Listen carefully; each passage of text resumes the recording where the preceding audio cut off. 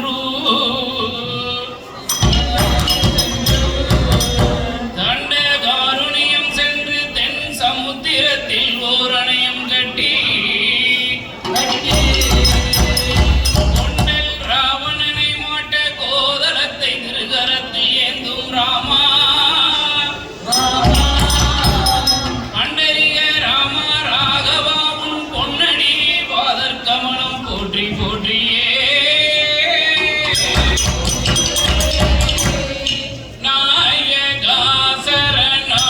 அப்பனே நாயகா சரணம்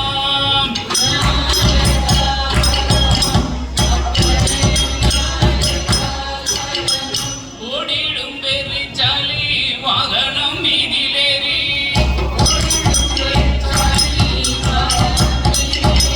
உலகை வளம் வந்த உத்தமன் மூத்த மகன்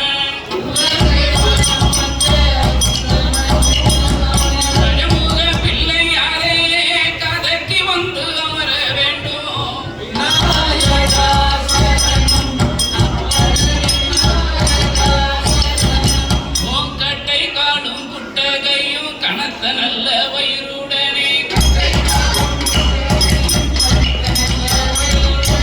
மோதக உருண்டைக்கு தாம் முஞ்சூரிலும் வந்தவனே அந்த முக்கண்ணனின் மூத்த மகன் முன்னால் வந்து அமர வேண்டும்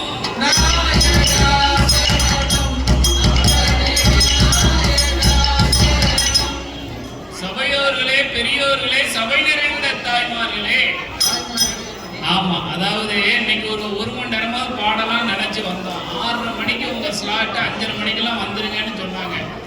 ஒருத்தர் ஜே தோசை கடையில 2 லேபரை வேற ரெடி பண்ணணும். இன்னொரு பையன் சொன்னா என் மகன் பேஸ்கெட் பால் 5:30 மணிக்கு என்னால முடியாது, ஒரு 5:45 வரவான்னா. நல்லா இருக்கும், 5:45 வந்துருங்க. இப்போ சொன்னா தலைவரை மணி 9:45 வீட்டுக்கு போயிடலாமான்னா. நன்றி உரை இன்னைக்கு நிறைய கதைகள்லாம் சொல்லுவோம். இன்னைக்கு இந்த திருவிழால பொங்கல் திருவிழால உங்களுக்கு ஒரு நன்றி உரை மட்டும்தான் சொல்ல போறோம். ஏற்கனவே காவேரி கடை சொன்ன ஏக்கா வில்லுப்பாட்டுக்கு நம்மள டிஎஸ்பிசில இருந்து கூப்பிட்டு இருக்காங்க. நம்ம கண்டிப்பா வில்லுப்பாட்டுக்கு போறோம், நல்லபடியா பாடிட்டு வர்றோம் அப்படின்னு. காவேரி அக்கா சொன்னாப்புல எனக்கு கொஞ்சம் சளி பிடிச்சிருக்கு, பாட முடியாது, பரவாயில்லையான்னு. நீங்க எப்பவும் போல எப்படி அமைதியா இருப்பீங்களோ அப்படியே உட்காருங்க, அதுவே அவங்க சொன்னாங்க. இல்ல கொஞ்சம் குரல் தடுமாற்றமா இருக்குமே அப்படின்னாங்க. இல்ல பரவாயில்லக்கா, நாங்க அட்ஜஸ்ட் பண்ணிக்கிடுதோம், நீங்க லிப் மூவ்மெண்ட் மட்டும் கொடுங்க, மீதியை நாங்க பார்த்துக்கிடுதோம்.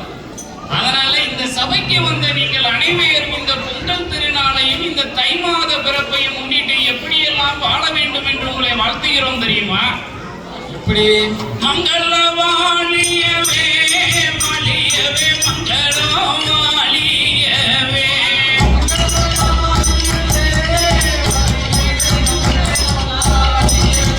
மங்கள வாழியவே மலியவே மங்களம் வாழியவே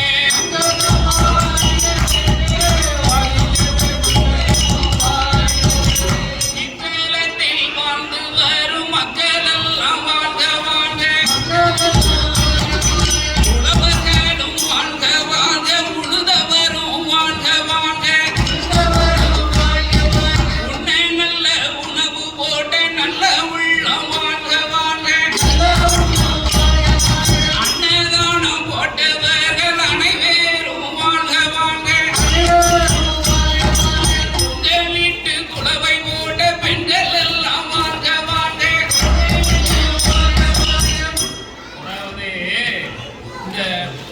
பஞ்சத்துக்கு ஆண்டியோ இவன் பரம்பரை ஆண்டியோன்னு சொல்லுவாங்க. இந்த துர்க்கையம்மன் கோயிலுக்கு தான் நான் அடிக்கடி போவேன். அங்க போனா நமக்கு ஒரு மரியாதை உண்டு. என்ன மரியாதை? அந்த பரணியை ஏக்க பாத்திரம் விளக்குவோம், பின்னாடி கிடக்குற மிச்ச பாத்திரத்தை விளக்குவோம். அதனால எல்லாரும் நம்ம தேடுவாங்க, ஐயா எப்போ வருவேன் எப்போ வருவேன் பாத்திரம். அம்மா கழுத்துல இருக்க 5 பவுன் சைனி எடுத்துருவாரு.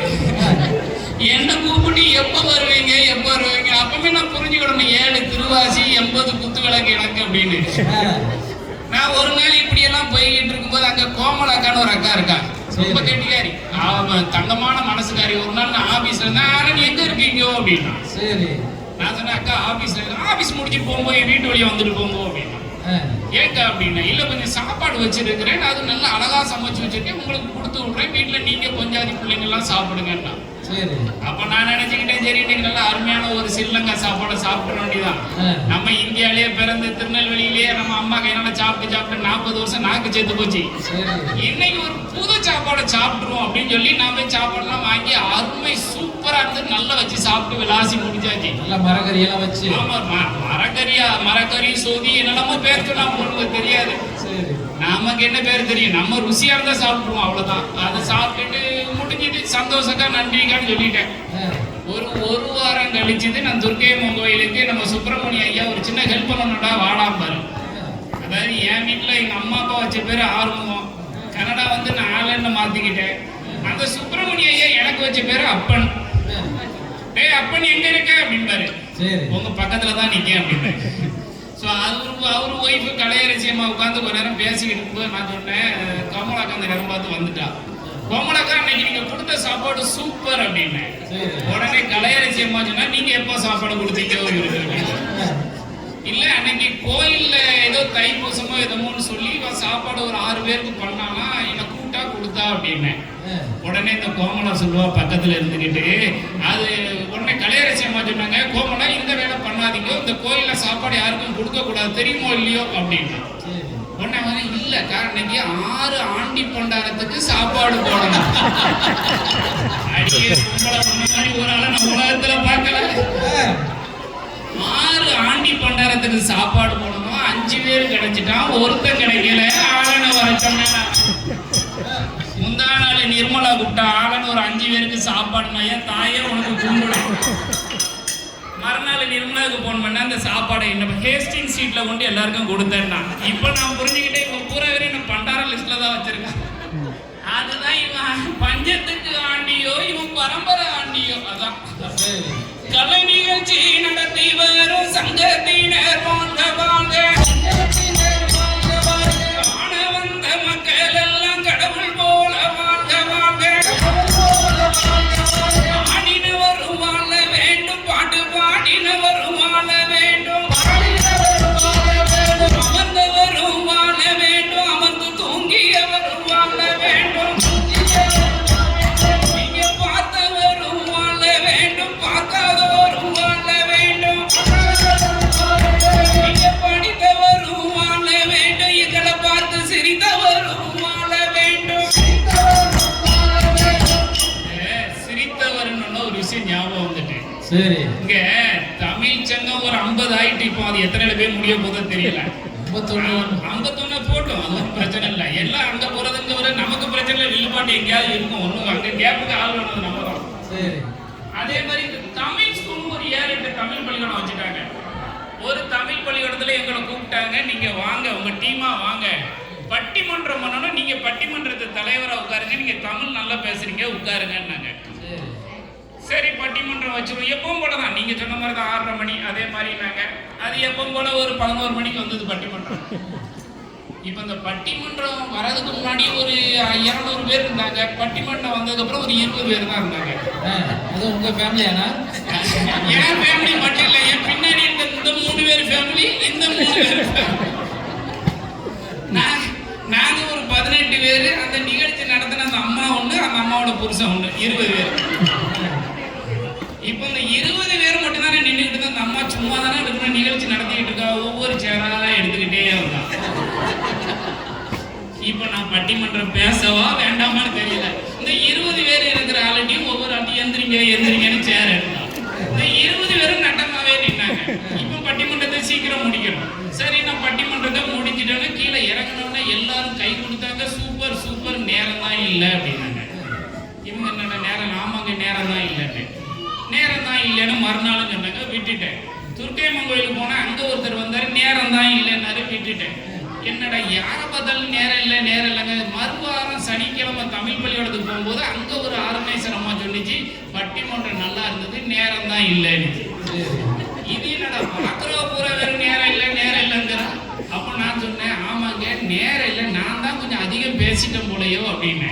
உடனே அந்த பொம்பளையாளு சொல்லுது, அதை எப்படி என் வாயால சொல்லுவேன், நீங்க தான் அதிகம் பேசுனதுனால.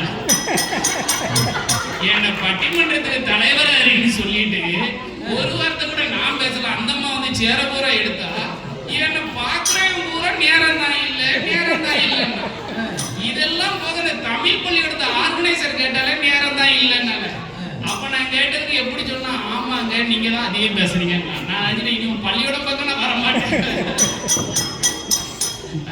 6 இன்ச்சுக்கு மேக்கப் போட்ட அன்னையர்கள் வாழ்க வாழ்க, எங்க அடுக்கடுக்கா போட்டு வைங்க அக்காமார்கள் வாழ்க வாழ்க, இங்க கோபப்பட்டவரும் வாழ்க வாழ்க, கொரட்டை விட்டவரும் வாழ்க வாழ்க, கோபப்பட்டவரும் வாழ்க வாழ்க, கொரட்டை விட்டவரும் வாழ்க வாழ்க, நீங்க நின்னவரும் வாழ்க வாழ்க, நிதிரை கொண்டவரும் வாழ்க வாழ்க, நடந்தவரும் வாழ வேண்டும், நாட்டியம் புரிந்தவரும் வாழ வேண்டும். நடந்தவரை நாட்டியம் புரிந்தவர்னு ஒரு விஷயம் ஞாபகத்துக்கு வந்துச்சு. அவன் எப்படி நீங்க போகும்போது சொல்லதான் போறீங்க, நெல்லு பாட்டு நல்லா இருந்து நேரம் இருந்தா சரியில்லை, நானும் புரிஞ்சுக்கிடுவேன் இதான் கதை அப்படின்னு. அவங்க வில்லுப்பாட்டுக்காண்டி உட்காரல, சர்டிபிகேட் எப்படா கொடுப்பாங்கன்னு பார்த்துட்டு இருக்காங்க. சர்டிபிகேட் கொடுத்து 40 வீட்டுல வாங்கிக்கோங்கட்டாரு. இந்த கோயில்ல போனோம்னா நம்ம கொஞ்சம் சும்மா இருக்கணும். நம்மளால என்னெல்லாம் சும்மாவே இருக்க முடியாது, துருன்னு இருக்கணும். என்னால 3 மணி நேரம் இந்த பரணி ஐயாவுக்கு அதாவது சொல்லுவாங்க, எங்க ஊர்ல சொல்லுவாங்க, கூட்டத்தை கண்டா கோமரத்தாடிக்கு கொண்டாட்டம் அப்படிம்பாங்க. என்னன்னா அந்த கூட்டம் அதிகமா இருந்தா அந்த பூசாரி ஹாப்பி ஆயிடுவாராம். 1/2 மணி நேரத்துல முடிக்க வேண்டிய பூஜை அன்னைக்கு 3 மணி நேரம் வச்சு கும்பிடுவாரு. பார்த்துட்டே இருக்கிற மணி அடிச்சுட்டே இருப்பாரு. அந்த திருவிழா டயத்துல நீ பாப்பாரு, கூட்டம் நல்லா இருந்ததா மந்திரத்தை வச்சு விளாசிடுவாரு. இப்படி பண்ணிட்டு இருக்கும்போது ஒரு பையன், ஒரு 10ஆம் கிளாஸ் தான் படிப்பான் ஒரு பையன், அவன் அந்த கோயில்ல போய் மணியை அடிச்சுக்கிட்டே கிடந்தான். ஏன்னா இவன் பூஜை நிப்பாட்ட மாட்டேங்காரு. பரணி ஐயாக்கு பின்னாடி 2 ஐயா அசிஸ்டண்ட கூப்பிட்டாரு. ஒரு ஐயா வயசான ஐயா, அந்த வயசான ஐயா மணியை அடிச்சு பார்த்தாரு, கை வலி தாங்க இந்த கையை அண்டை கொடுத்துட்டாரு. இப்படி வச்சு அடிச்சுக்கிட்டு இப்போ எனக்கு சிரிப்பு தாங்க இப்படி வச்சு முடியல. அதுக்கப்புறம் இந்த கையில மணியை பிடிச்சிட்டு இப்படி வச்சு அடிச்சுக்கிட்டு இருக்காரு. இன்னமும் ஒரு நிப்பாட்டல பரணி. இவரு பரணியை நிப்பாட்ட மாட்டேங்காரு. அந்த வயசான ஒரு நிலைமையோ பரிதாபம். என் பக்கத்துல ஒரு 10ஆம் கிளாஸ் படிக்கிற பையன் இந்த பெரிய மணியை போட்டு அடிச்சுக்கிட்டே கிடக்குறான். நான் எந்திரிச்சேன், தம்பி உங்களுக்கு கொஞ்சம் ஹெல்ப் பண்றேன், நீங்க உட்காருங்கன்னு சொல்லி மணியை வாங்கி அடிச்சேன். நானும் எவ்வளவு நேரம் தான் அடிக்க முடியும்? நான் அந்த வயசான ஐயா மாதிரி தான் இந்த கையை மாத்தினேன், இந்த கையை மாத்தினா முடியல. இந்த தம்பி கீழே உட்கார சொன்னோம்ல, அவனை தம்பி கொஞ்சம் எந்திரிங்க, இந்த மணியை அடிங்க அப்படின்னு. அவன் சொன்னா பரவாயில்ல நீங்களே அடிங்க அப்படின்னு. உலகத்துல என்ன சொன்ன ஒரே ஆள் அவன் தான். பரவாயில்ல நீங்களே அடிங்க.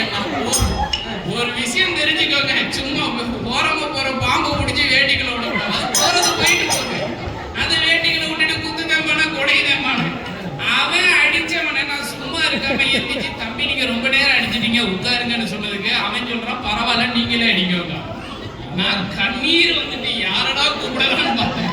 இந்த பையன் அப்ப பார்த்து வந்தான், நம்ம ஜெயிங்க வா அப்படின்னு. இதை கொஞ்சம் பிடி தண்ணி குடிச்சிட்டு வர, நான் கிச்சன் போனே வரவே நீங்களாம் மணியாது துர்க்கைய மேல கொடுத்தது போதும், என்னால முடியாது இதுக்கு மேல.